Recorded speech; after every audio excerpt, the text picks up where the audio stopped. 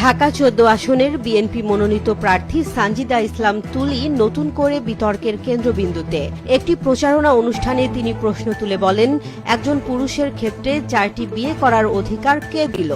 আমার বোনেরা কি এই অধিকার দিয়েছে কাউকে? তাদেরকে কেউ এখতিয়ার দেয়নি, কাউকে অধিকার দিয়েছে যে একজন পুরুষের ক্ষেত্রে 4টা বিবাহ করা যাবে। এই এখতিয়ার কি আমার বোনরা দিয়েছে কাউকে? 4 বিয়ের অধিকার কে দিয়েছে? কে দিয়েছে? চ্যালেঞ্জ করতে চাও কারে?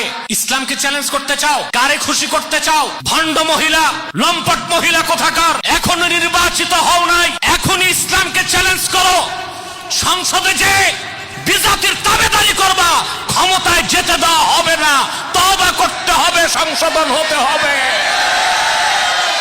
বলে 4 বিয়ের অধিকার কে দিয়েছে? অধিকার তো আল্লাহ দিচ্ছেন, সেটা নারীদের কল্যাণে। যদি একটা পুরুষ একটাই মেয়ে বিয়ে করত, একাধিক বিয়ের অনুমতি না থাকতো, তো তোমার কাছে আমার প্রশ্ন, বাংলাদেশের অতিরিক্ত 33 লক্ষ নারীর বিয়ের ব্যবস্থা কে করবে?